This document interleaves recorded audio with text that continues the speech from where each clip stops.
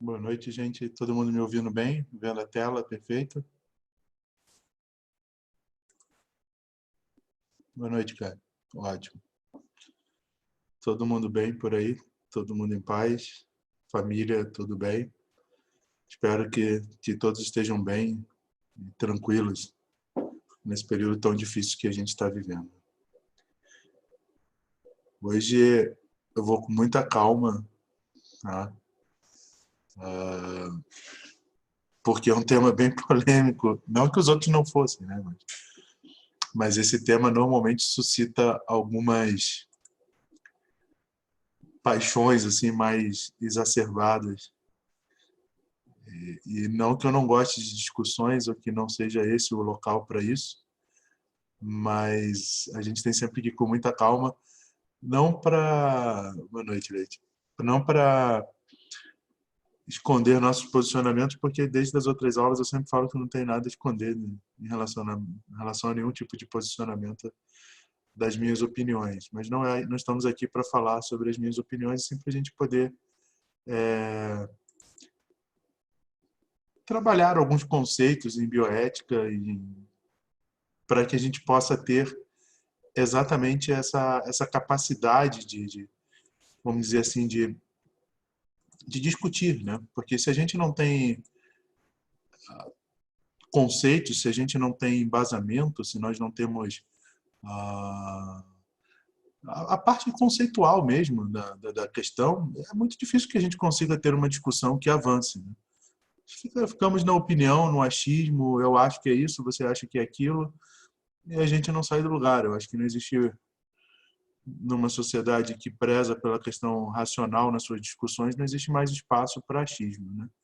A gente tem que embasar os nossos argumentos. Muitas vezes esses argumentos eles envolvem uma questão de um ponto de vista pessoal.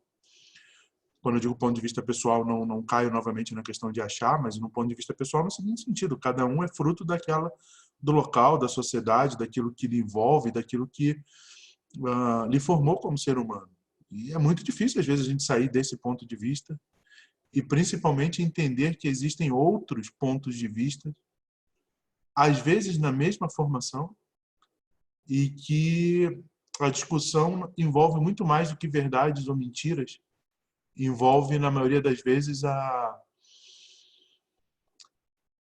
uma visão de mundo, tá? E que talvez nós tenhamos muita dificuldade de conseguir colocar, nos colocarmos no local do outro, e entender que, às vezes, mesmo algo que para nós é extremamente evidente, para o outro não é.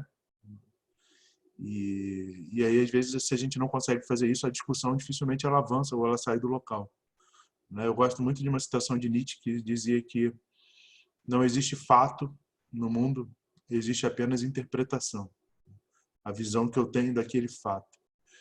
E a gente vivemos com 7 bilhões de pessoas e a gente precisa entender que as visões de mundo são um tanto distintas e que para que essa discussão avance, a gente precisa muito de um trabalho bem feito de embasamento teórico, conhecimento do que está sendo dito, para que as discussões possam avançar, né? Que senão a gente não vai conseguir sair do local, né? Se a gente fica, mas eu acho que tinha que ser assim, eu acho que tinha que ser dessa forma, eu acho que não dá para ser dessa forma, acho passamos dessa fase de achamos ou não achamos, né? Acho que está na hora da gente trabalhar o conceito e entender que uma discussão ela não é uma briga, né? É um debate de argumentos, como eu gosto de citar o meu orientador de mestrado, debatemos com a força do argumento e não com o argumento de força, porque se assim fosse, não há uma discussão, há uma ditadura, e aí não teria sentido de nos dizermos bioeticistas, já que o nosso grande objetivo é exatamente a abertura da discussão. Então, sem mais delongas, vamos começar a falar um pouquinho sobre o que a gente trouxe hoje para o tema de hoje, que é o aborto. E vocês já me conhecem depois de alguns encontros, e aqueles que já foram meus alunos, sabem que eu gosto sempre de resgatar um pouco aquilo que veio dos encontros anteriores E, em virtude disso, a gente tinha falado no encontro passado sobre ética e pesquisa em animais. Eu trouxe aqui, não sei se vocês viram, isso já é de setembro do ano passado. É até difícil falar ano passado, né? Porque parece que esse ano sequer começou, né? A gente parece que não saiu do local, mas essa é uma chegou o limite, né, da Lei Arouca, que a gente falou, não sei se vocês lembram da Lei Arouca, sobre ética em pesquisa em animais, que é a lei que regula essa questão no Brasil. E em setembro de 2019 venceu o prazo de 5 anos que havia sido dado para que todos os locais e universidades e centros de pesquisa e etc. se adaptassem à lei.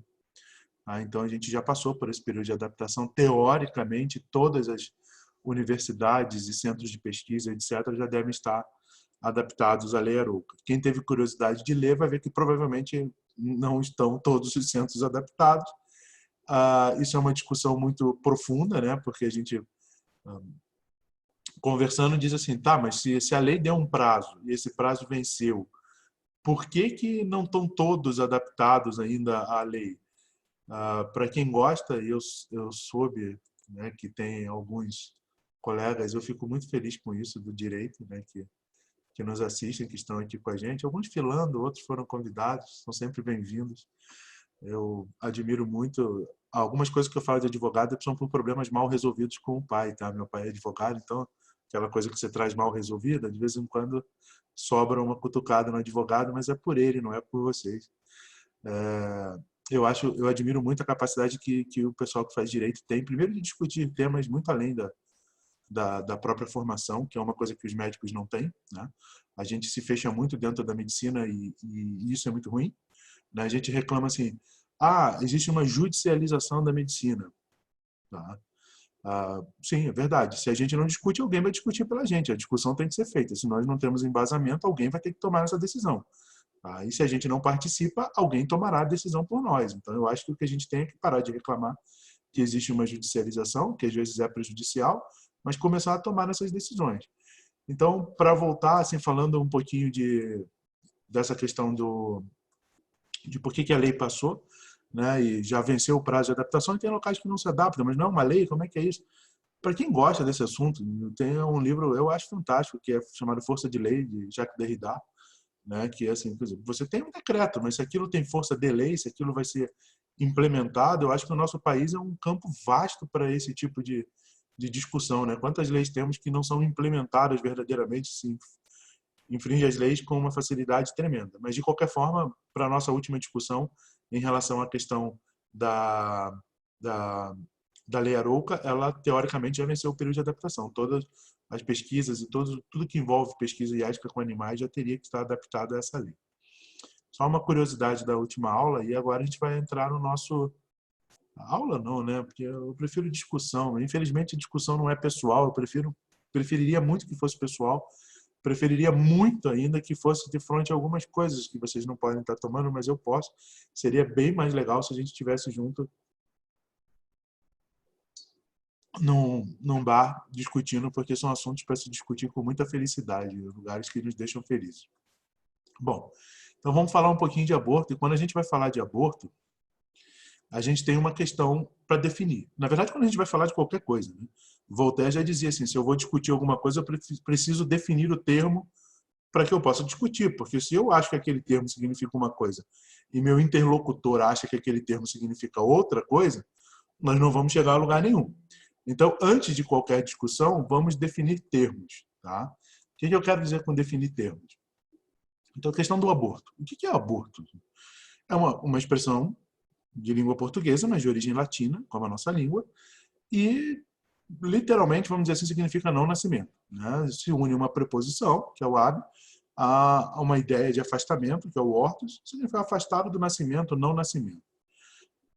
Tecnicamente, do ponto de vista médico, é uma interrupção da gravidez fora do seu termo natural. Isso é um aborto. Tá? A gravidez foi interrompida fora do tempo natural. É a não conclusão do tempo gestativo da mulher e do feto. Né? Promove a morte do feto e é denominado aborto. Isso é uma coisa natural. Acontece na maior parte das gestações. Às vezes a gente nem sabe que ficou grávida e houve um aborto. A discussão, se você vai levar etimologicamente a discussão ao pé da letra, a discussão não era para envolver a questão do aborto. A questão era para envolver a discussão do abortamento. É uma outra questão, que aborto é uma coisa natural, né? Existe a possibilidade da mulher abortar a gestação por N causas, que não vão ficar dando aula de fisiologia, né, muito menos de embriologia aqui, mas por N causas, nós poderíamos ter a interrupção da gestação, o aborto. A questão da discussão bioética é o abortamento. Porém, né, é de uso corriqueiro que a gente use a expressão aborto. Mas se você vai levar ao pé da letra, não é exatamente a mesma coisa. Abortamento, sim, né, segundo o famoso criminalista, quem gosta da área de direito conhece, Damásio de Jesus, o que seria o abortamento? A interrupção da gravidez com a consequente morte do feto. Vale dizer, com a destruição do produto de concepção, da concepção. Essa questão possui, obviamente, diferentes conotações de acordo com a época, com a sociedade, com os interesses que estão envolvidos, como qualquer ação humana, né? A gente vem conversando sobre isso aqui já há algum tempo, que não existe ação humana neutra. E a gente já falou que não tem problema nenhum com isso, não há nenhum problema que você manifeste a sua oposição. Hoje à tarde, não, de manhã, eu estava conversando até com uma colega, a Carol, falando, olha, a Carol falou, eu tenho alguma dificuldade. Carol, desculpa que eu estou falando, mas é que eu sempre gosto de conversar com você, que eu aprendo muita coisa. A questão da posição religiosa e tal, eu até estava brincando com ela, falei, Carol, eu sou extremamente religioso. Extremamente religioso. O que eu não posso é esconder isso, que isso faz parte das minhas decisões. Tá? As minhas decisões, elas têm por detrás um viés de qual eu fui criado, que é um viés religioso. Eu não tem como fugir disso. O que eu não posso é esconder isso. Paulo Freire já dizia que num debate ético não tem problema você errar. Não tem problema você estar numa posição que se provará errada posteriormente, se é que existe isso, né? Ele discutia muito essa questão. O problema está em você mentir na discussão. Tá? Estar numa posição errada não há problema algum. Mentir, e mentir desde o fingimento de uma pseudo-neutralidade que não existe. Nós temos a nossa formação toda por detrás e a gente sabe que vai ser herdeiro dessa formação. Se isso estiver claro na mesa de discussão, que se tragam os argumentos para essa discussão. Então, numa revisão histórica rápida, quem gosta de história, eu sou apaixonado por história, por exemplo, em Esparta, a gente é uma cidade grega antiga, sem querer nenhum problema de relacionamento com os 300, que tem ficado um termo bastante difícil de pronunciar, quando você tinha com a questão do aumento populacional, era importante para eles, era uma cidade guerreira, eles precisavam de gente, então o aborto era proibido. Você não podia impedir que alguém nascesse. No entanto, isso era proibido por lei. No entanto, não havia problema nenhum que se você nascesse mal formado, que você viesse a ser morto. Tá? Sim, essas são outras coisas, não para mim, né? Então, assim, você vê como há um interesse por detrás disso. Tá? Existia legalmente, você era proibido fazer o aborto, porque você precisava de pessoas, né? Numa sociedade guerreira, precisa de gente para fazer o exército. E já que você precisava de gente para o exército, essa pessoa para o exército não pode ser uma pessoa mal formada. Então, era proibido abortar, mas se você nascesse mal formado, você podia ser morto. Então, você vê o quanto de interesse pessoal há nisso. Já na Atenas, a questão mais democrática, aceitava o aborto sob condições, assim como também aceitava-se na sociedade egípcia, era aceita. No Império Romano, a situação de dependência da mulher, né, na antiguidade, não diferia muito da questão da Grécia clássica. A princípio, não havia problemas com o aborto. Tá? Poderia-se optar por ele, mas o problema não era que a decisão era da mulher, a decisão era do marido. A mulher podia até querer abortar, se o marido não concordasse, não poderia. Tá? Quer dizer, o aborto era liberado, entre aspas, precisaria da concordância do chefe da família, né? Sem nenhum tipo de viés machista nisso, mas do que era legalmente envolvido na época.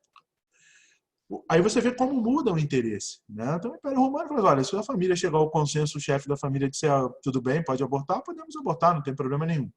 A partir do século II, a gente começa a ter a questão das invasões bárbaras, as fronteiras começam a ser com dificuldade para serem defendidas, já precisa de mais gente para defender o império, e aí o império começa a criminalizar o aborto, porque ele precisa do aumento do número de cidadãos. Ele precisa para a defesa dos bens patrimoniais de Roma contra as invasões estrangeiras.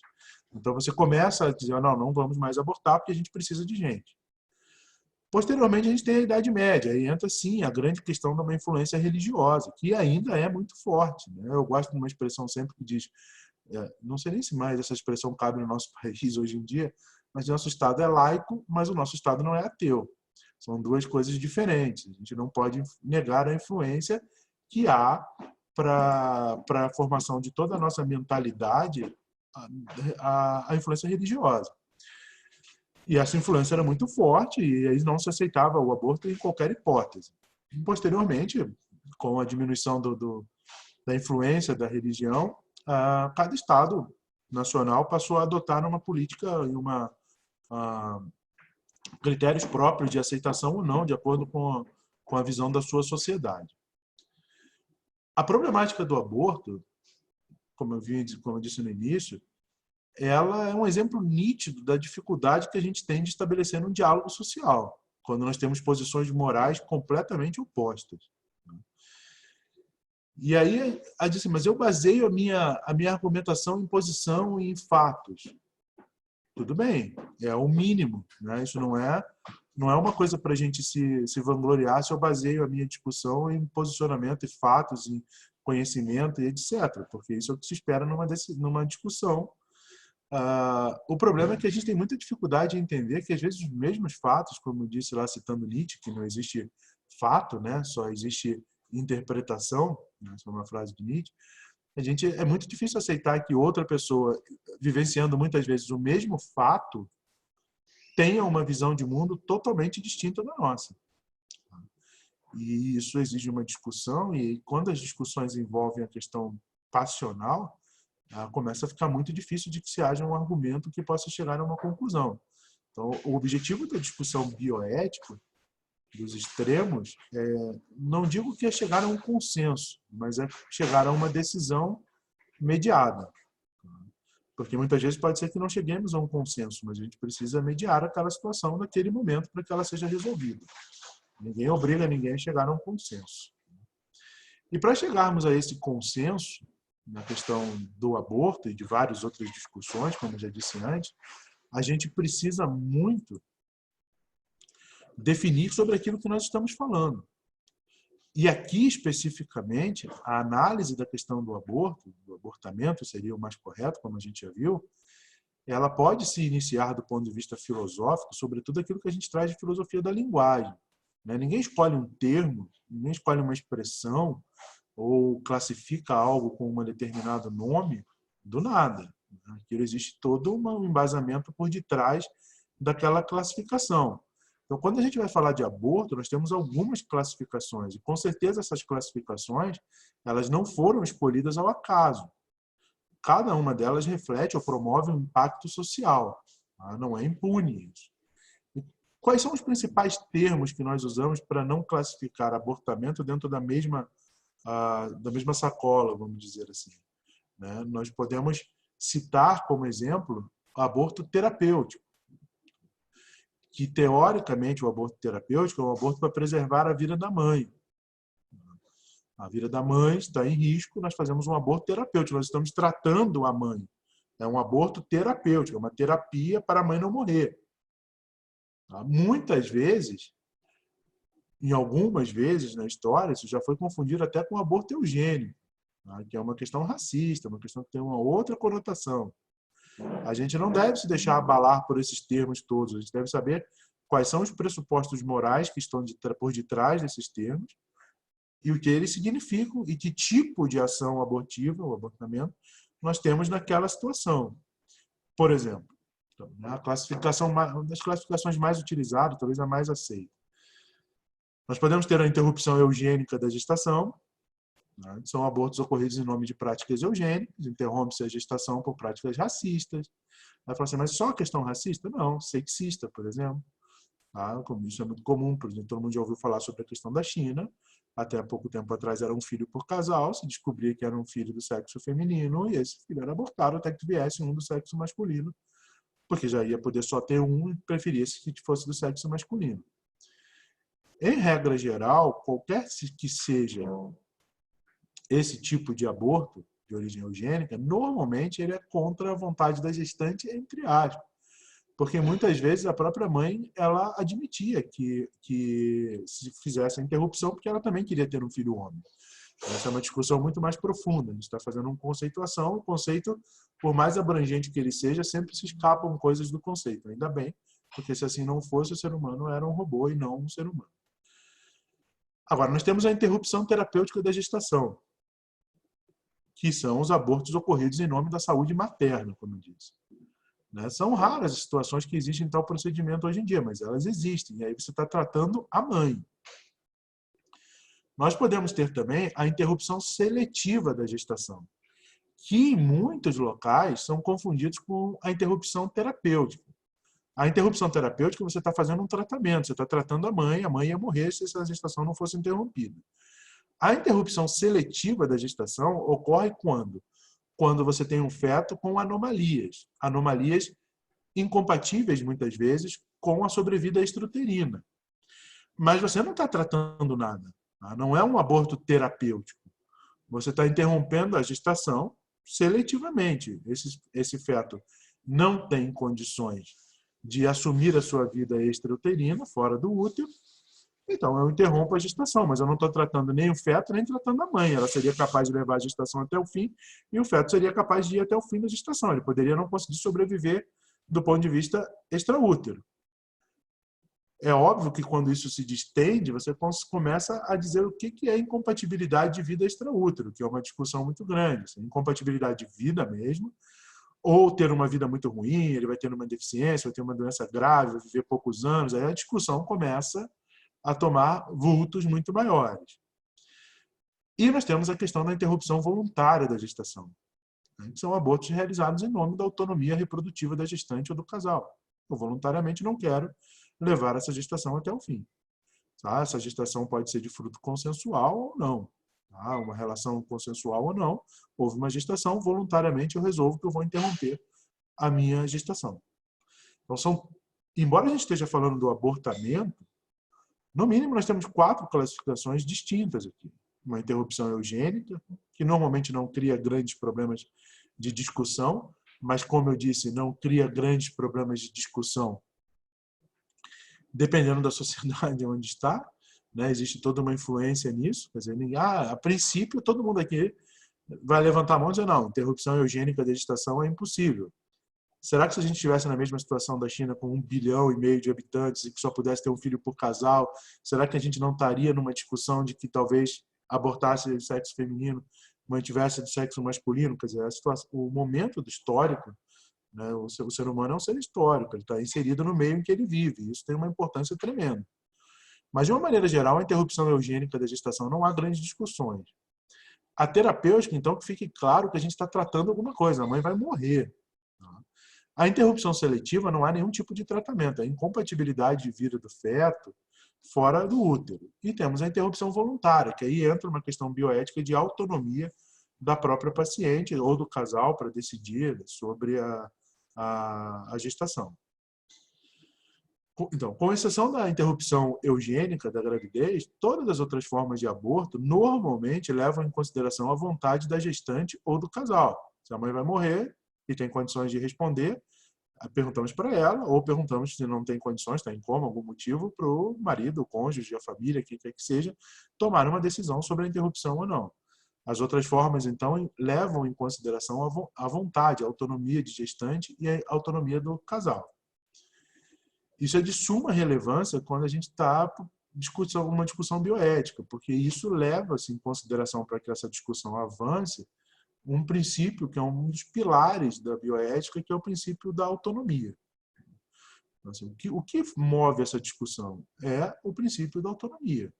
A mãe, o casal, a família tem autonomia suficiente para decidir sobre a vida ou não do concepto? Essa é a grande discussão que existe em relação à questão do aborto. A gente já falou um pouco sobre os princípios da bioética, né? Autonomia, justiça, não maleficência, beneficência. A autonomia é um pilar, né? É um dever prima facie, ou seja, ele sempre deve ser respeitado, a não ser em situações extremamente fora do padrão, vamos dizer assim. A interrupção seletiva da gestação, que é quando tem uma malformação, feto com algum problema, etc., muitas vezes ela é classificada como interrupção terapêutica. Isso se dá devido a uma tradição semântica, herdada dos países onde ambas são permitidas. Mas não são a mesma coisa. A gente ficou claro que eu não estou tratando nada, estou interrompendo seletivamente. Nesses casos também é sempre importante que a gente tenha algumas considerações. A interrupção seletiva da gestação é a saúde do feto que está em jogo, né? Não é a saúde da mãe. Não tem nada a ver com isso. A interrupção terapêutica, sim, é a saúde da mãe. Tá? E a instituição do aborto na interrupção terapêutica é com o objetivo de salvaguardar a saúde da mulher. Né? Tem uma pessoa que vai morrer se aquela gestação for até o fim. Tá? Então, a gente tem uma questão terapêutica envolvida nisso. Tá?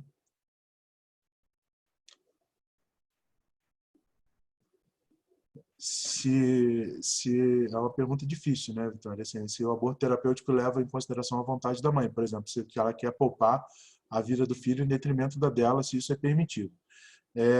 Até algum tempo atrás, eu estou sendo bonzinho, a gente tinha uma visão muito paternalística da medicina e a gente achava que o médico saberia o que era melhor para o seu paciente. Hoje em dia, como eu estava dizendo, a gente tem uma visão muito mais voltada a um pilar de autonomia. Tá? E baseado nesse mesmo pilar que nos dá embasamento ético e teórico, por exemplo, para o que a gente discutiu algumas semanas atrás sobre diretivas antecipadas de vontade, diretrizes de vontade antecipada ou testamento vital, quer dizer, eu posso dizer eu não quero sofrer tal tratamento, eu não quero ser entubado, eu não quero ser levado a uma UTI. Se eu tenho o direito de dizer isso, nesse momento a gente leva muito em consideração se a mulher tem condições de tomar decisão, e isso é avaliado que ela tem condições de tomar decisão, e ela opta por não querer interromper a gestação, apesar de todos os avisos da gravidade, é o direito dela. Tá? Isso vai ser respeitado, discutido com a família, e é um direito dela tomar a decisão como ser autônomo que é. Agora, é uma discussão grande, tem que estar muito bem embasado. Eu sempre digo para os alunos o seguinte, assim, quando você tem uma discussão ética no seu hospital, com o seu paciente, não tome a decisão sozinho. Tá? Por lei, todo hospital, toda unidade hospitalar precisa ter uma comissão de ética médica. Aí você pode acionar essa comissão para que essa decisão seja tomada em conjunto, no comitê de bioética. Então, entra a representante, que é o paciente, entra o médico, entra o advogado da instituição, pode trazer pessoas de fora, alguém da igreja da pessoa, da religião, do que quer que seja, para que essa discussão seja feita na mesa, baseada em argumentos. E se a pessoa, de livre e espontânea vontade, respeitando a sua autonomia e ciente dos riscos, optar por não tratar, por não fazer a interrupção, isso tem que ser respeitado. Não sei se ficou claro para você como a gente pensa hoje em dia. Então, vamos lá. Então, como a gente pode perceber, essas denominações elas estão sujeitas a questões morais, ideológicas, filosóficas, que extrapolam o que a gente vai trazer aqui hoje. Né? Tem uma discussão para fazer um curso inteiro só sobre isso. Principalmente porque a gente apoia essa questão do abortamento em cima dessa questão da autonomia, que nós temos autonomia para tomarmos as nossas decisões, que é uma discussão extremamente pesada. Tá? É uma discussão que envolve, como tudo na nossa sociedade, uma aproximação com um pensamento, às vezes um pouco distante, embora sejamos todos ocidentais, mas o princípio de autonomia é um princípio caro a um pensamento bioeticista anglo-saxão. Ele não é um pensamento tão caro a uma bioética, embora também ocidental, de visão mais latina. Tá? Nós temos uma dificuldade, muitas vezes, com a resposta que eu dei para a Vitória anteriormente, provavelmente machuca algumas pessoas, tá? Porque nós, como latinos, não somos tão pragmáticos, muitas vezes. Não, é a autonomia da pessoa, ela tomou a decisão, o problema dela, ela assume as consequências e os riscos disso. Normalmente, a gente tem uma tendência a ser um pouco mais tons de cinza nessas decisões, assim, o que é uma coisa boa, por um lado, e problemática por outro, como tudo que a gente toma de decisão na vida. E esse conceito de autonomia, eu vou falar um pouquinho mais para frente, muitas vezes esse conceito pode ser até um conceito cruel. Assim, então, por exemplo, assim, o princípio de autonomia se baseia que o paciente tem direito de escolher o tratamento que ele quer, direito de escolher o médico que ele quer para fazer esse tratamento e tomar as suas decisões. Isso no Brasil chega a ser cruel. Eu digo no Brasil, mas na América Latina como um todo. O paciente tem direito a escolher seu tratamento. Ele não consegue nem entrar na lista de tratamento. O paciente tem direito a escolher seu médico, quando ele tem um médico. Assim que eu me formei, trabalhei um ano na Amazônia e ou era eu, recém-formado, ou era ninguém durante o ano inteiro. E direito esse paciente tem de autonomia, né, para decidir o que ele quer. Então, assim, é um conceito que, na nossa realidade, muitas vezes, vai ser cruel com o paciente. Além disso, se você levar o pé da letra do ponto de vista filosófico, autônomo seria só aquela pessoa que age sem sofrer nenhuma influência. Não existe como a gente agir no mundo sem sofrer alguma influência. Eu prefiro a definição de Paulo Freire, que diz que assim, autônomo é aquela pessoa que age sabendo quais as influências agem sobre ela. E o problema é quando você age nem sabe por que está agindo daquele jeito. Mas quando você age sabendo quais são as influências que estão embasando a sua decisão, isso seria considerado autônomo. Mas não ter nenhuma influência sobre a nossa decisão, seja ela da família que nos criou, da religião que fomos criados, da visão de mundo que nós temos, é impossível. Então, será que existe realmente uma questão de autonomia pura e simples para decisões? São discussões bem profundas. Voltando para o dia a dia mais seco, né? Se a gente não tem uma discussão filosófica capaz de ser resolvida, nós podemos ter uma questão de legislação comparada, trabalhar com legislações de países, avaliar como é que isso evolui em cada estado, em cada federação, num conjunto de países, como a Comunidade Europeia, por exemplo.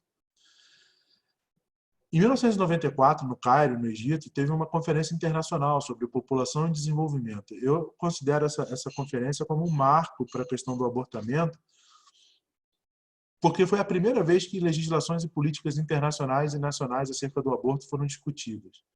E foi talvez a primeira vez que se levantou o fato num fórum ministerial internacional, de pessoas do mundo inteiro, que a questão do abortamento ela vai além de uma questão religiosa, de uma questão filosófica, de uma questão de autonomia, principalmente em países do terceiro mundo, é uma questão de saúde pública. Se é proibição, né, se alguma coisa é proibida, provavelmente ela será feita de uma forma não legal. E fazendo-se de uma forma não legal, expõe-se a riscos muito além dos toleráveis, vamos dizer assim. E essa discussão ela vai além do aborto, pode haver questão de liberação de drogas, etc. Tem uma discussão bioética até sobre isso. Mas a questão é que pela primeira vez se reconheceu, olha, isso em alguns países do mundo, e mesmo em países onde o aborto é liberado do ponto de vista legal, mas muitas vezes não o é do ponto de vista da religião daquela pessoa, quer dizer, pelo Estado, ela teria acesso a fazer o aborto, mas a religião dela proíbe. Como que ela lida com isso? Ela muitas vezes procura de forma clandestina, sem avisar a família, sem estar em contato com a família. Se há alguma complicação, ela não avisa. Se alguma hemorragia acontece, ela não pode dizer que está acontecendo, porque não pode saber que foi feito um aborto. Então, tem uma série de questões envolvidas nisso. Existe um trabalho, eu não vou lembrar agora do nome da colega médica francesa, porque na França é liberado, com mulheres muçulmanas, que são proibidas, mas que procuram de forma clandestina, não no Estado, mas clandestina do ponto de vista da família não saber e da religião não saber, que elas estão fazendo, e das complicações que há quando você volta para casa, tem dor, toma um remédio, tem hemorragia, como é que você lida com isso? Então não é simplesmente o fato da lei estar te liberando que não existam outras influências sobre isso. E esse reconhecimento de que isso é um problema de saúde pública, isso eu acho que é extremamente importante para a gente, né?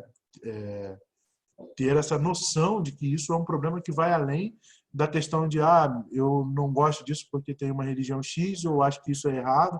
Tem algumas série de questões envolvidas. Por exemplo, a associação entre aborto realizado por médicos e condição financeira da mulher.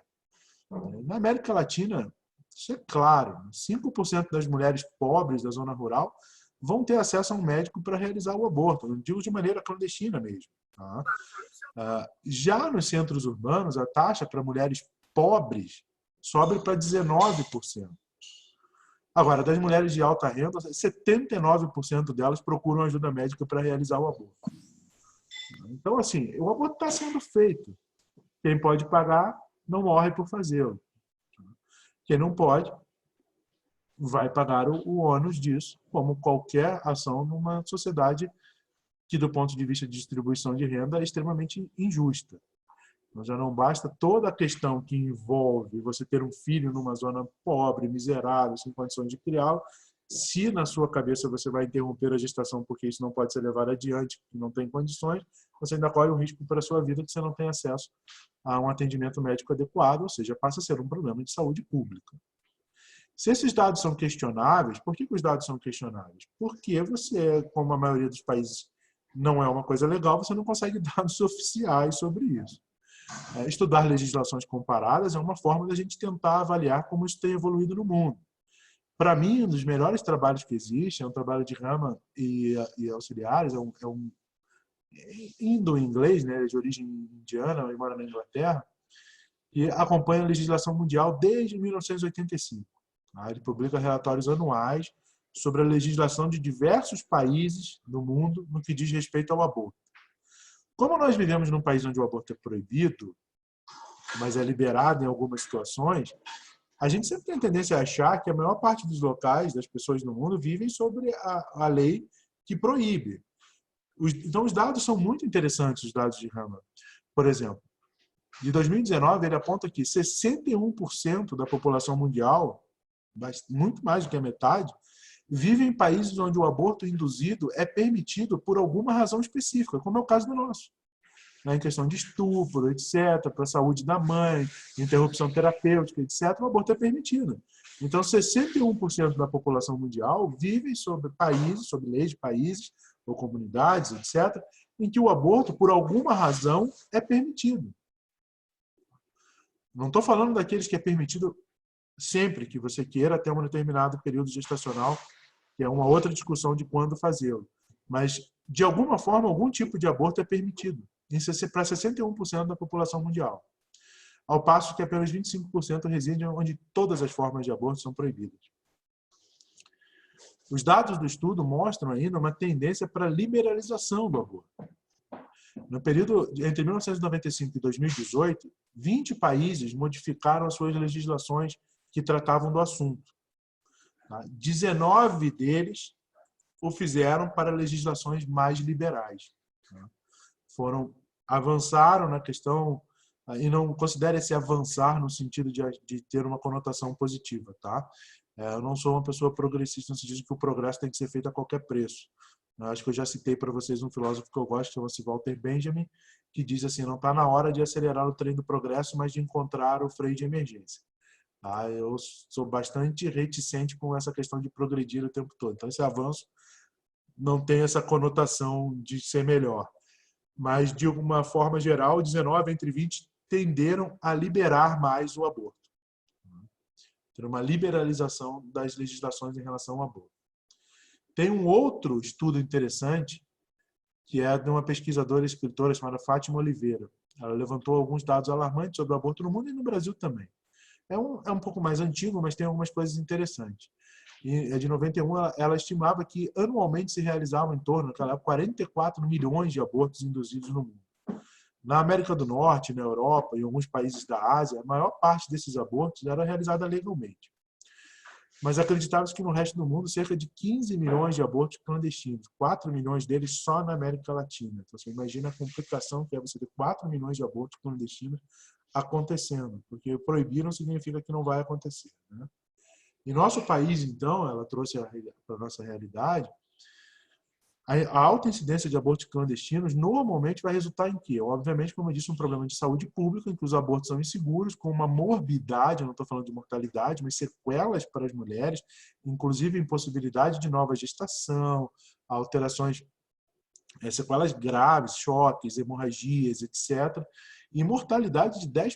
Então, se a gente tem em torno de 4 milhões, esse número deve ser mais ou menos próximo em todos os outros países da América Latina, que é ao nosso redor. Se a gente tem 4 milhões de abortos na América Latina, 10% deles vão evoluir para óbito. Vocês imaginam uma conta rápida, o volume que é de pessoas se colocando a sua vida em risco. Então, esse alto percentual de óbitos e sequelas do abortamento, estou falando de 10% de mortalidade, não os 20% de morbidade, né? É um enorme desrespeito pela própria vida, que muitas vezes quem defende a proibição se diz defensor, né?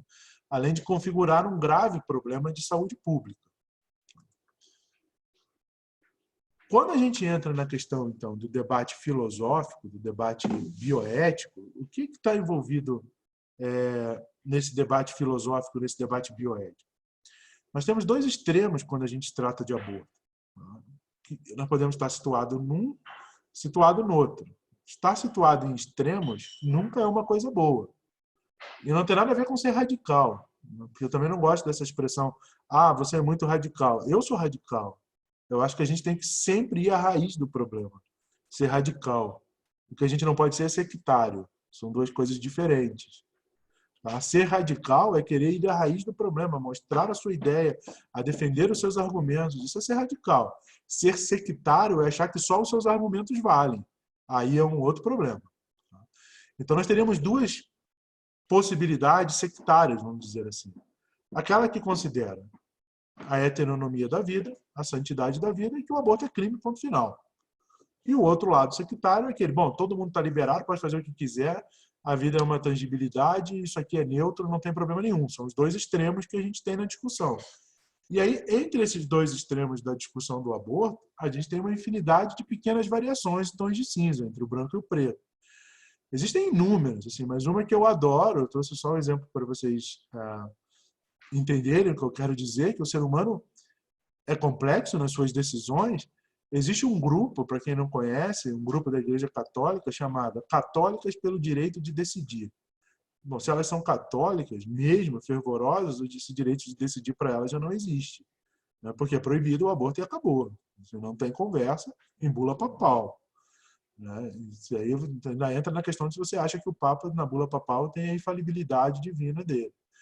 Mas você vê como o ser humano é um bicho complexo. Católicas pelo direito de decidir. A própria expressão é engraçada. Engraçada no sentido de que ela, dentro de si mesma, ela se auto-questiona. Não é engraçada no sentido cômico, não é isso. Então, assim, no debate bioético, não há lógica ou lei no campo moral. E não entendam isso como licenciosidade. Liberdade não é ser licencioso. Liberdade é que nós podemos expressar aquilo que a gente acredita, embasado em conhecimento. Isso é uma liberdade. Não é licencioso para dizer aquilo que me vem na cabeça ou aquilo que eu acho que tem que ser, sem nenhum tipo de qualquer tipo de embasamento. Tá? Assim como a gente não deve confundir liberdade com licenciosidade, não deve confundir a autoridade do argumento com autoritarismo. São duas coisas diferentes também. Tá? Ou disciplina para estudar, para se preparar, com autoritarismo. A gente tem que estar muito bem claro isso na nossa cabeça. E quem, coitado de vocês, está me ouvindo todas essas semanas, não aguenta, ou vocês vão gostar muito do Levinas, ou vocês vão odiar a filosofia da alteridade, porque eu sou um apaixonado, então eu trago toda vez. E Levinas dizia assim, por ética, eu não entendo um conjunto de regras e códigos, isso é deontologia. E a gente já viu aqui várias vezes que nem tudo que é legal é ético. Então, eu não entendo por ética um conjunto de regras e códigos, mas um movimento em direção ao outro. As regras, os códigos, aquilo que acreditamos, como eu disse, é extremamente importante que estejam claros e que a gente os traga para o debate, porque nós somos herdeiros daquilo no qual nós fomos formados. Mas na hora que a gente senta no face a face, como dizia Levinas, para uma discussão ética, o meu movimento tem que ser em direção ao outro. Eu tenho que fazer, usando uma expressão grega que os filósofos usam, chamada epoqué. Eu retiro meus pré-conceitos para que essa discussão possa avançar. Mesmo que eu tenha os meus argumentos e embasamentos, nós vamos tentar chegar a um denominador comum. As escolhas morais, então, elas vão se processar com influências da família, do matrimônio, da escola, da mídia, etc. Os extremos, né? A gente disse assim, os dois pontos sectários, eles são interessantes para guiar os bioeticistas. Eu não quero chegar nem para esse nem para aquele, né? Então, esses pontos sectários no aborto, eles envolvem a heteronomia e a autonomia. O argumento principal dos defensores do aborto é a autonomia. Como eu já disse antes, né, eu adiantei, dei um spoiler aqui do que eu ia falar agora, essa questão da autonomia, ela envolve se realmente existe algum ser humano autônomo. Então, eu prefiro a definição de Paulo Freire, sendo mais latino, de que ser autônomo não é ter nenhuma influência. Ser autônomo é conhecer as influências que nós temos. Agora, se você vai à bioética pura e simples do mundo anglo-saxão, autonomia é agir sem nenhum tipo de coação ou influência. Isso é muito herdado de filósofos como Stuart Mill, etc. O princípio, então, da autonomia é um tema caro para a bioética, como eu disse, às vezes até cruel em nossos países, eu já disse por quê. Mas é uma vertente sectária da questão do aborto. O ser humano é autônomo e ele toma a decisão, ponto final, não tem discussão.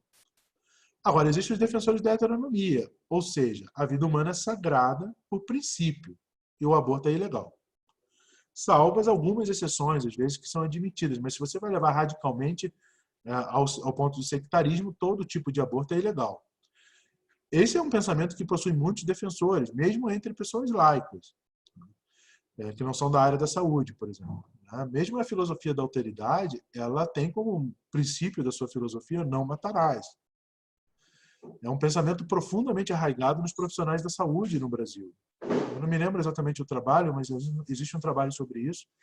E a maior parte dos profissionais da saúde no Brasil são contra o aborto a princípio. Abre-se em determinadas exceções. A princípio, são contra a liberação. Quem trabalha na área já conversou. Talvez uma leva nova, como vocês que estão vindo, já tenham algumas pessoas com um pensamento um pouco mais diferente. Mas da minha época para antes, assim, era óbvio que se você fizer uma enquete, seria muito mais tendencioso a uma heteronomia da vida, a uma sacralidade da vida, a abertura em algumas exceções, do que você liberar o aborto entre os profissionais da saúde. Mas os debates entre esses grupos, eles desenvolvem-se em diversos campos, né? Alguns já se tornaram clássicos, a gente já ouviu falar sobre isso. A primeira é a questão de se o feto é uma pessoa humana ou não. Tá? Se o feto ele é uma pessoa humana desde a fecundação ou não. O segundo é a de potencialidade do feto de tornar-se uma pessoa humana. Eu digo pessoa, mas até a questão da discussão da vida humana. Né? Quando é que começa a vida humana? Essa é uma discussão. Existem para mais, quem estuda com bioética, existe para mais de 30, alguns dizem 40 definições de quando a vida humana começa. Se existem mais de uma, é que nem tratamento. Né? Se existe mais de um, é porque a gente não sabe qual é o melhor. Então não tem um consenso sobre isso. Essa questão de sustentar que o feto é uma pessoa humana desde a fecundação transfere-se para o feto os direitos e conquistas sociais de todos os seres humanos. O principal deles, obviamente, é o direito à vida. Aí, se você vai e faz uma coisa que em filosofia a gente chama de redução ao infinito, ou seja, bom, então o feto é uma pessoa humana, ele tem direito à vida, é radical. Aí, voltando lá na pergunta da Vitória, nem sequer interromper a gestação para salvar a vida da mãe é lícito.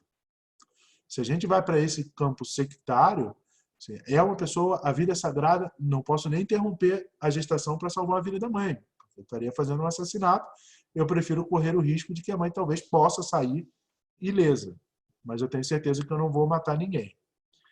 Agora, a questão da teoria da potencialidade da vida, ela sugere que o feto, por exemplo, ele representa potencialidade, ele ainda não é uma pessoa. E ele passaria por uma questão de tempo a ser. Então, também não poderia ser eliminado, porque bastaria dar as chances a ele de florescer, vamos dizer assim. O que cria discussões sociais profundas. Que chances eu vou dar para um feto de uma família miserável, etc., de nascer? Será que eu realmente vou dar chance? Então, essas discussões, elas envolvem campos sociais, por isso o aborto tem discussões tão passionais sobre ele. Tá? Não é uma coisa tão simples assim. Ô Wagner, você está aí? Nem tinha visto que você tinha entrado, né? Que bom que você está gostando. Que bom que você está aqui com a gente. Para quem não conhece, o Wagner foi meu aluno no seminário. Essas maluquices da vida, né, que a gente faz, né, mãe? e um excelente aluno, por sinal, em grandes discussões bioéticas e filosóficas, em filosofias da alteridade, Grécia e todos os outros. Que bom que você está aqui conosco. Seu conhecimento é sempre bem-vindo. Então, ambas as posições, essa questão do aborto, possuem uma característica de assassínio. Os defensores do aborto, diante desse fato, né, dizem, a pessoa humana vai virar, já é, contra o argumento é o seguinte: o fato do feto ser pessoa humana é dependente do conceito do que é pessoa humana, né, que é um conceito mais antropológico do que jurídico, que necessita de uma relação social para fazer isso. Você só é pessoa quando você está em sociedade. Você só é pessoa quando atinge uma certa maturidade. Pessoas que não têm capacidade de decidir por si mesmas, como um bebê é uma pessoa humana, é uma pessoa em potencial. Essas discussões, elas são profundas. Envolve, por exemplo, a gente falou antes também de outras questões relacionadas ao início da vida, né? Existe uma linha que diz que a gente só morre hoje em dia quando para de funcionar o cérebro. Então, imediatamente, para mim, que trabalho com neuro, já penso assim, eu só estou vivo quando o cérebro começa a funcionar. Mas se você vai conversar com um biólogo, por exemplo, existe a fecundação, tem uma célula lá. Essa célula, a vida humana, quando começa, essa célula da fecundação, ela está viva? Tá. Ela é humana? É. Se você vai conversar com um biólogo, é vida humana. Não dá para tirar, acabou. Tá? Então, assim, dependendo da posição que você está, você tem um argumento para poder utilizar. Como eu disse, não tem problema nenhum. Você pode usar um argumento desse tipo. Olha, isso aí é vida humana porque é uma célula, ela está viva e ela é humana. Então, é vida humana. Agora, essa vida humana vai se transformar numa pessoa, vai ter capacidade de relação, aí é uma outra questão, muito mais antropológica do que jurídica. Vocês veem como essa discussão ela é profunda. Ela é uma discussão que exigiria que a gente tomasse muito café para poder chegar a algum acordo, se é que a gente fosse chegar a algum lugar. Outro argumento, então, se a gente usa essa questão de pessoa, é que a mãe e o casal já são muito mais pessoas, pode usar esse termo, né? Não entendo esse termo, botei entre aspas, porque depois que eu escrevi, botei assim, mais pessoas, parece uma coisa tão nazi-fascista, né? Fulano é mais pessoa do que o outro, assim, uma coisa. Mas, ao mesmo tempo, o nazismo nem considera o judeu como pessoa, então esse termo não teria tanto sentido, mas para não ficar uma coisa feia, eu botei entre aspas. Mas quer dizer o seguinte: pai, mãe já tem filhos, outros filhos, tem relação, tem emprego, tem pessoas que dependem dele. Então seriam muito mais pessoas do que o feto. E os argumentos do pai e da mãe, então, do casal, deveria prevalecer. Em geral, essas discussões ficam para lá e para cá, e falam, tá, a gente não vai chegar a conclusão nenhuma, mas lembra que a gente vai estar lá no campo de batalha, lá na frente, e a gente vai ter que tomar decisões. Então a gente busca encontrar um limite, né? Quando os fetos começam a sentir dor, quando iniciam os movimentos, quando há possibilidade de vida extrauterina. Mas mesmo essas questões são questões de valores sociais, com muitas influências. Por isso a discussão permanece. O que a gente não pode nunca é deixar de discutir, né? Porque sobre aquilo que a gente não quer falar, é sobre isso que a gente precisa falar. Porque é sobre isso que está incomodando a gente. A gente precisa discutir. Então, mesmo apesar de todo esse debate, que eu só fiz uma leve pincelada introdutória, senão a gente passaria muito do tempo se a gente fosse debater todos os argumentos, existem alguns pontos de aproximação, que é o que a gente tem que buscar. É difícil você não encontrar uma pessoa que tenha simpatia pela aceitação de aborto, por exemplo, em gestações provenientes de estupro. Eu disse que é difícil, eu não disse que é impossível. Tá? Mas, de uma maneira geral, é difícil você ter alguém que não diga assim, olha, isso não pode ser abortado, foi estuprada, sabe? Tem uma violência nisso muito grande, é melhor que isso seja interrompido. Riscos à saúde materna. Também é difícil que alguém não seja simpático ao fato, olha, se você tentar levar essa gestação até o fim, essa mãe vai falecer. Então, não interromper. Anomalias incompatíveis com a vida extrauterina, tá? Hidroanencefalia, por exemplo. Também é difícil que a gente não entenda. Mas nessa hora aqui, da anomalia de vida intrauterina, que meu aluno já me ouviu contar essa história, é uma história que me dói muito, mas eu conto para vocês verem como as influências são grandes. Eu trabalhei durante um tempo num hospital materno-infantil, que é o Instituto Fernandes Figueiras, lá no Rio. E a gente só tem gestação de alto risco. Nenhuma criança que nasce lá é uma criança não gosto de usar a palavra normal, né? Mas nenhuma criança que lá nasce é uma criança que a mãe tem uma gestação normal, é uma gestação de alto risco ou crianças mal formadas. Foram 2 anos, é a única coisa que eu ia pensar na época, que eu pensava que eu nunca ia querer ter filho na vida, por causa que a gente tinha uma visão, um viés extremamente pesado nisso. E eu me lembro de uma paciente que ela inúmeras vezes engravidou e abortou. Se eu não me engano, a 7ª, 8ª vez dela, ela tinha um problema de fechamento do colo uterino, abortava, sem parar. E na 7ª, 8ª, não me lembro exatamente, ela conseguiu gestar. E quando foi fazer a ultrassom entre 3 meses, na época, era um feto hidroanencefalo. E aí, eu e da neuro e a residente da ginecologia e obstetrícia, fomos falar com ela de posse de todo o nosso detentor e de todo o nosso conhecimento científico. Falamos, olha, seu filho não tem cérebro, bem delicado, assim, ele não vai viver quando estiver fora do útero, então é melhor que a senhora tire logo agora. Né? Uma pessoa super educada, super bacana, de falar isso para uma pessoa que tentou 8 vezes e não conseguia engravidar porque já tinha abortado 7 vezes. Bom, a mãe resolveu que ia levar a gestação até o fim. E ela levou a gestação até o fim. E aí houve o nascimento. A criança saiu do útero, foi para o colo dela, viveu 10 minutos e morreu. Não satisfeito de já ter estragado a vida dessa pessoa, quando a gente falou a primeira vez, a gente voltou lá para ainda, né, tripudiar em cima, falou, tá vendo? A gente falou que não ia, né? Era 10 minutos, 15 minutos aqui e morreu. Não tem condição de viver assim. E aí, acho que foi um dos maiores socos que eu já levei na minha vida sendo médico. Ela virou pra gente e falou assim, doutor, foi melhor ser mãe por 10 minutos do que não ser mãe nunca. É difícil até falar sobre isso, sim, porque não tenho vergonha de ter feito essas besteiras todas. O problema é se eu não aprendesse com isso. Mas você vê quanta influência há nisso. Decisões morais e éticas não são decisões fáceis. A gente que está lá na frente de batalha nunca vai ter uma decisão fácil para tomar. Então, deixa eu respirar, tomar até minha água. Então, um exemplo de como essa questão não pode fugir do contexto social, histórico. Para vocês terem uma ideia, todo o movimento e vários movimentos que no Brasil existem para a liberalização do aborto, em países como a Rússia e a França, por exemplo, existem diversos movimentos pedindo para se restringir, porque são liberados. Então, o contexto social, o contexto histórico, ele é extremamente importante para a gente avaliar esses dois movimentos que ficam pendendo de um lado para o outro. Eu só não gosto de chegar ao sectarismo. Eu já disse, eu não tenho problema nem de chegar ao radicalismo. Acho que o radical, todos nós temos que ser radicais na busca do nosso conhecimento, não temos que ser sectários. Se a gente amplia a discussão ainda, podemos incluir conceitos como a questão de eutanásia social no aborto. Por exemplo,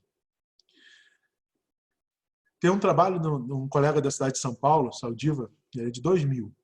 Eles demonstraram que o efeito da poluição na cidade aumenta o número de abortos espontâneos e contribui para o nascimento de mais meninas que meninos.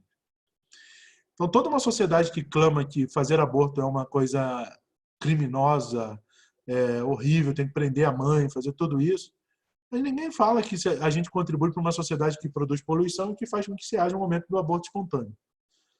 Então, assim, existe um certo grau, desculpa a expressão, de hipocrisia em algumas discussões. A gente precisa estar aberto a essas discussões. Não criminalizar com calma. Vamos entender a história de cada uma das pessoas que ali estão. Outra questão muito relevante, eu trago já para a gente se encaminhando para o fim aqui, muito importante em relação à questão do aborto, que se toca muito nisso, mas e a mulher que sofreu o aborto? Tá? Que optou por esse aborto? Ou que por algum motivo abortou? Qual é o comprometimento psicoemocional dessa mulher? Ela vai se arrepender depois, ela vai sofrer muito depois, então isso tem que ser levado em consideração. Existe um trabalho muito bonito de 2006 da APA, da Associação Americana de Psicologia, que eles fizeram uma revisão muito grande de literatura e concluíram o seguinte, que fazer isso é uma realidade norte-americana, a gente precisaria avaliar toda aquela questão da nossa latinidade, etc., nisso. Mas eles concluíram o seguinte, que um único aborto não aumentaria, segundo esse trabalho, o risco de uma mulher desenvolver problemas emocionais imediatamente após o ato abortivo. Ela ter realizado um aborto não aumentaria isso. E eles continuam. A questão de uma gravidez planejada ou não é muito relevante para a saúde psíquica da mulher. Entre as mulheres que fizeram um único aborto legal no primeiro trimestre de uma gravidez não planejada, uma gravidez não desejada, e não eram por motivos terapêuticos, não era para a vida dela estar em risco, ela optou por interromper a gestação, os riscos relativos aos problemas mentais não eram maiores do que aqueles que levavam essa gestação não desejada, uma gestação não planejada, até o fim. Então, as mulheres que levavam uma gestação que não tinha sido planejada, ou que não era desejada, até o fim, tinham tantos problemas, ou até mais problemas para a sua saúde mental, do que aquela mulher que, tendo uma gravidez não desejada e não planejada, resolveu interrompê-la inicialmente. Novamente, temos que guardar os contextos, guardar as situações, tudo isso. Mas é algo que, como diz Heidegger, dá o que pensar. E a gente está aqui para dar o que pensar. Os revisores desse trabalho, então, identificaram que existiam vários fatores de risco para que as mulheres norte-americanas tivessem preditivos de reações adversas subsequentes ao aborto. Por exemplo, percepção de estigma religioso. Tá? Se eu fizer o aborto, a minha comunidade vai me perseguir. Isso provavelmente vai te levar a ter um problema psíquico quando você realizar o aborto. Necessidade de sigilo, eu não posso contar para minha família, nem que eu estou grávida, que dirá que eu vou tirá-lo. Isso é um outro problema. Baixa rede social, rede de apoio social, traços de própria personalidade da pessoa, que já tinha problemas psiquiátricos ou psicológicos anteriormente, com o estilo de enfrentamento dos problemas, mas o fator dedutivo mais forte da saúde mental pós-aborto, eles concluem, é o que já existe antes do aborto. Se a pessoa já tem baixa rede social, baixa condição socioeconômica, perseguição, estigma social, etc., essa pessoa vai desenvolver um problema psíquico se ela fizer um aborto. Então, é um trabalho muito bonito, é um trabalho muito interessante. Obviamente, como eu disse para vocês, gente, eu não pretendo encerrar a discussão de aborto aqui. Era uma introdução bem ampla sobre essa discussão.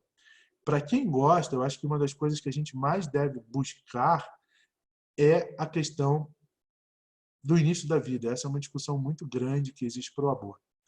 E aí existe do abortamento, né? E existe, como eu disse para vocês, 30, 40 definições. Se eu posso deixar algum conselho, porque eu odeio dar conselho, porque cada um tem a sua experiência, mas a gente aprende uns com os outros. Não caiam no sectarismo, não caiam no pré-julgamento, no pré-conceito. Ouçam a história. A gente tem muita coisa que discutir. E eu digo sempre assim, que eu nunca me furto a dar minha opinião. Tá? Então, só para animar o debate, se perguntarem, Frederico, você é a favor ou contra o aborto? Terminantemente contra. Mas não sou eu quem decido. Na minha opinião, quem tem que decidir é a gestante. Tá? Eu, pessoalmente, sou contra. Mas a decisão não é minha, não sou eu que estou grávida. Tá? Entendo dessa forma, aberta a todo e qualquer questionamento. Só para a gente falar um pouco, deixa eu ver aqui quem... Está chocada com a minha opinião, Carol? Eu não sou mulher, não sou eu que estou grávida. Entendeu? Eu sou contra, mas é ela que decide. Eu entendo isso, eu respeito a autonomia de quem está grávida. Mas eu disse para você, eu sou religioso, eu tenho minhas posições contrárias em alguns pontos. Professor. Essa semana ainda, como foi um pedido... Na verdade, isso era para ser 2 ou 3 encontros só, a pedido da Carol, que eu acabei de responder agora, e acabou virando uma coisa muito maior, ainda bem, que eu fico muito feliz com isso. E muita gente me pediu para uma pessoa que falasse sobre cuidados paliativos. Eu posso falar sobre eles até do ponto de vista teórico, que a minha tese de mestrado é sobre fundamentação ético-filosófica, mas é teoria. Eu não trabalho com cuidados paliativos, embora veja muitos pacientes terminais, que são neurocirurgião, neurologista, mas eu não sou um paliativista, eu não sou uma formação dessa. Muita gente me pediu, então eu pedi a uma colega de doutorado, tá, que é a doutora Vivian. A Vivi é uma pessoa maravilhosa, primeiro porque ela tem uma formação antes de ser médica, então é uma pessoa com uma experiência muito grande. Ela até já me mandou um e-mail, eu vou mandar, Caio, acho que eu vou mandar para você e para algumas outras pessoas. Ela já me mandou todo o material da aula, tudo direitinho para eu distribuir para vocês. E só que a gente tem uma questão, ela é muito enrolada no dia a dia dela, aqui só um mini currículo dela, uma pessoa muito capacitada, a gente só vai ter que fazer essa aula da Vivi na sexta-feira de manhã. Tá? Vai ter que ser sexta-feira, dia 8, às 9 da manhã. Eu vou passar depois para vocês, eu acho que está aqui o próximo slide, eu já te respondo, Laís, só um minuto. Está aqui o próximo slide, eu vou deixar aqui o convite para vocês, para quem puder, porque ela realmente ela tem uma experiência prática com a questão do cuidado paliativo muito grande, ela vai poder tirar muitas coisas que vocês têm, intubação paliativa, existem critérios para isso, como é que eu trabalho, como é que se faz o cuidado, é uma pessoa que tem uma formação muito boa nisso. Tá? Laís, eu acho muito estranho quando você me chama de professor, né? A gente já passou dessa fase, pode me chamar pelo meu nome, tá? Pode chamar de Fred, como você sempre me chama.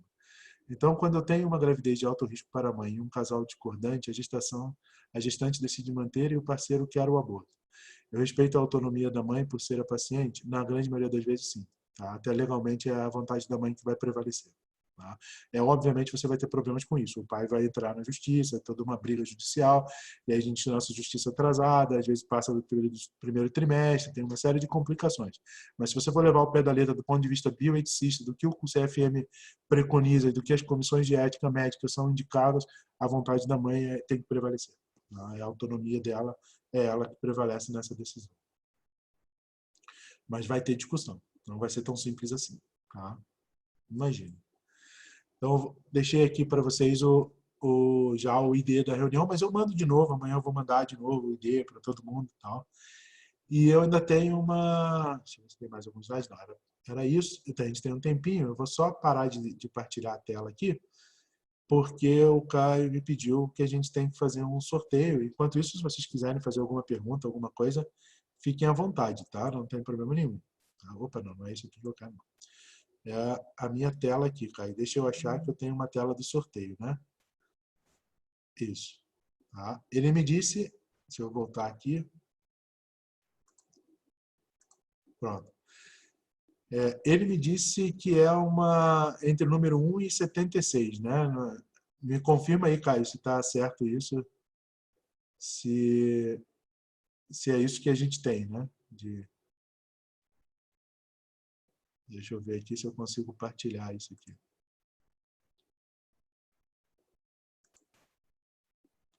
Tá, deixa eu só ver se eu consigo partilhar aqui, porque eu não sei porque eu não estou conseguindo partilhar a minha tela aqui. Deixa eu voltar aqui. Share screen. Aquele negócio que você me deu lá para sortear, eu sou péssimo nisso, tá? Não, não é isso que eu quero. Se você puder explicar, Caio, tira do mudo aí, pode falar, por favor. Boa noite para todo mundo. Só explicando a questão do sorteio, que a gente passou um formulário para todo mundo da Unioeste de Francisco Beltrão preencher, e esse formulário fechou lá pelo meio-dia, mais ou menos hoje. Daí todo mundo que preencheu o formulário lá com o nome e algum contato, tá na tabela que eu enviei para o professor e tem os números de 1 a 76. A gente não abriu para pessoas de outras universidades por questões de logística, porque é um livro físico e a gente teria que ir até o correio e enviar. Então ficaria um pouco inviável isso. Só esclarecendo como que foi feito. Obrigado, professor. Posso sortear então, né? Pode sim. A tela, vocês estão vendo a tela, né? Uhum.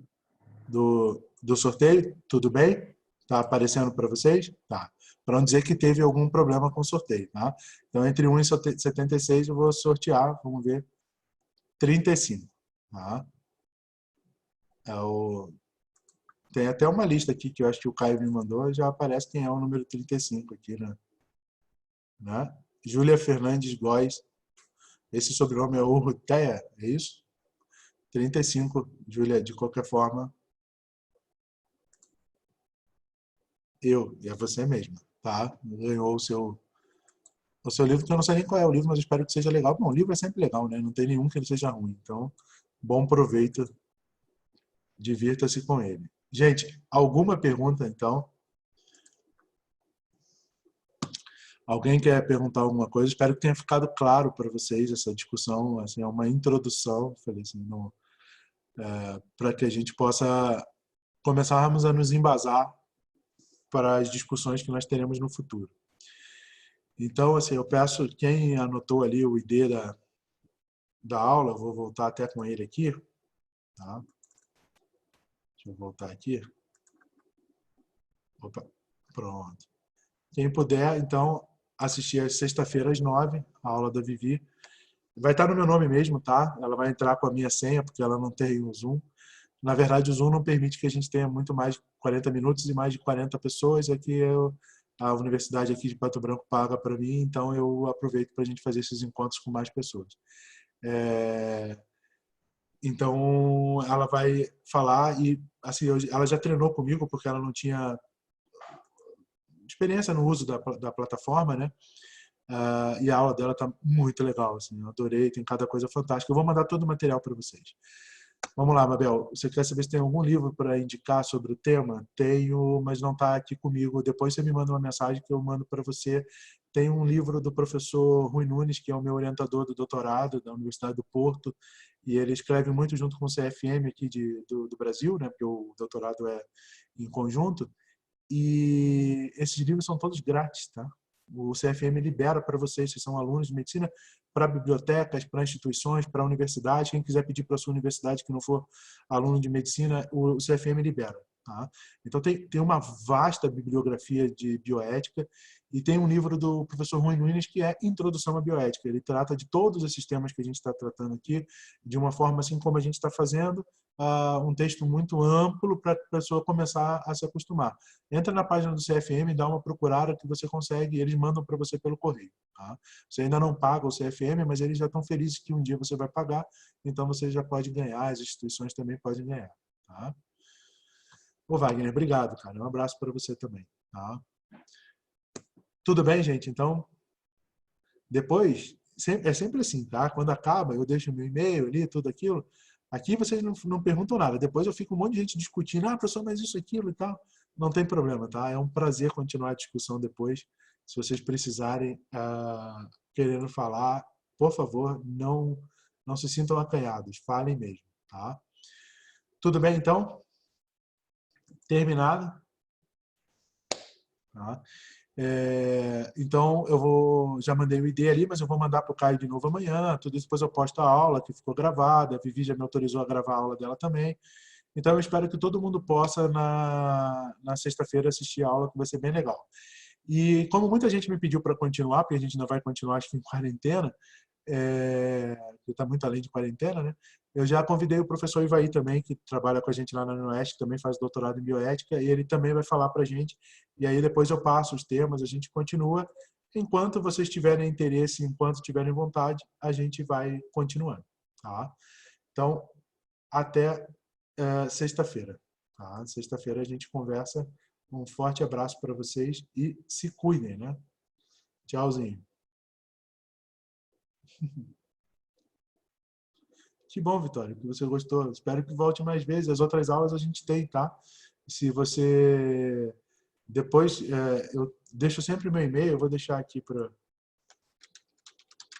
De novo, a maior parte dos meus alunos já tem, né? Mas se você quiser, pode me mandar, depois eu te mando os links, tem as outras aulas, tem tudo direitinho, tá bom? Um abraço, gente, tá? Descansem também, né? Não vão ficar com a cabeça pensando só em problemas bioéticos, não. Um abração, até mais.